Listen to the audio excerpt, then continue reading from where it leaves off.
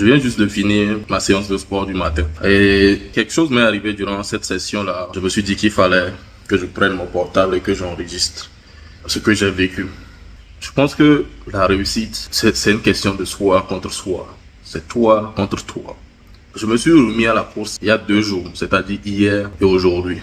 Hier, j'étais très excité, j'étais motivé. Ensuite, je me suis mis sur le tapis. J'ai voulu faire 10 minutes de course à 10 km à l'heure. Et j'ai fait ça tranquille. Ça s'est juste bien passé. C'était tranquille en fait. J'ai vraiment aimé.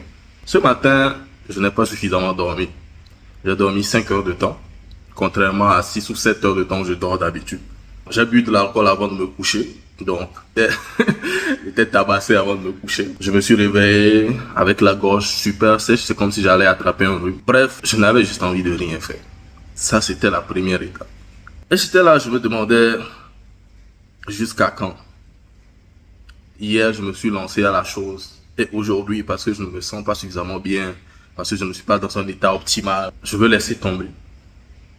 Je lisais un livre la dernière fois, ça s'appelle Le potentiel caché. Et le gars disait que nous avons notre caractère et nous avons notre personnalité.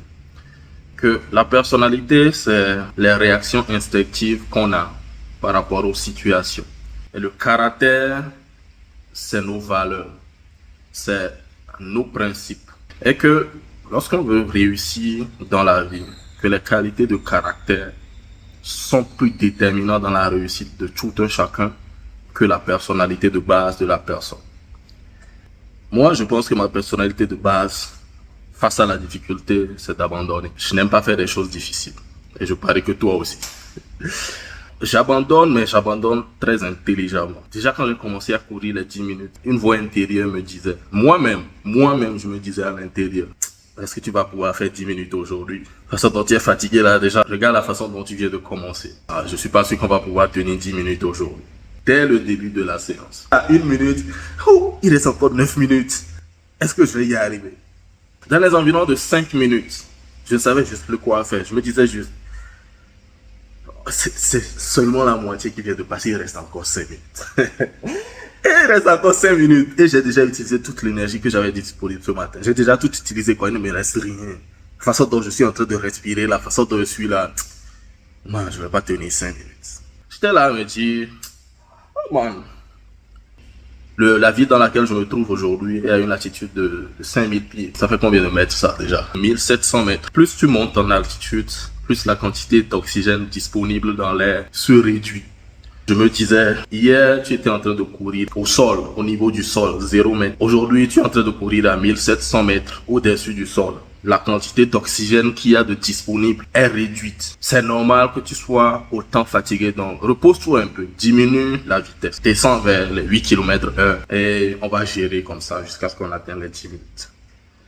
Ça aussi j'ai dû dire non. Peu importe l'altitude à laquelle je vais courir, je suis venu faire 10 minutes. Je dois faire 10 minutes. Je veux faire 10 minutes. J'ai eu la chance parce que hier nuit, avant de me coucher, j'étais en train de regarder une vidéo de David Goggins où le gars disait que c'est toi, quoi. C'est toi. Le plus gros obstacle en face de ta réussite, c'est toi. Donc c'est toi que tu dois battre. Donc j'étais là à me répéter cette chose. La force de caractère que je veux développer. Le type de personne que je veux être, c'est la personne qui fait 10 minutes. Je vais faire 10 minutes avant de partir. Ne te concentre pas sur ce qui reste à faire. Concentre-toi sur ce que tu viens de faire. Tu viens de faire 5 minutes. 5 minutes de passé. Et une méthode m'est venue en tête. Je regardais les secondes et je me disais, je viens de faire 1 seconde.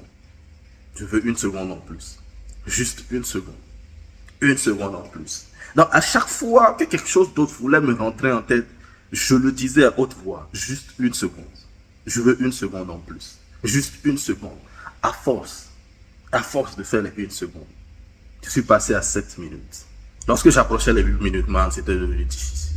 Genre, j'étais essoufflé. Je pouvais tomber à tout moment si je me laissais aller, ne serait-ce qu'une seule seconde. Chaque fois j'étais là, je regardais la montre. Je me dis, oh, il reste encore 2 minutes. Il reste encore 2 minutes. J'avais tellement envie d'abandonner, mais je me disais, tu veux encore abandonner avant d'atteindre la fin? À quel moment tu vas atteindre le bout? Tu veux encore abandonner aujourd'hui? Non.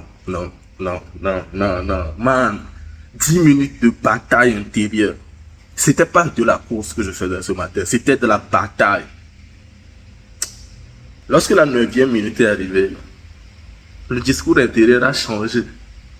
C'était plus quelque chose comme, là, je ne vais pas abandonner maintenant. Je suis trop proche du bout pour abandonner maintenant. Je ne vais pas abandonner. Et je comptais juste les secondes. Une seconde en plus. Une seconde en plus. J'ai fait mes 10 minutes de course à 10 km à l'heure, à 1700 mètres d'altitude aujourd'hui. C'est toi contre toi.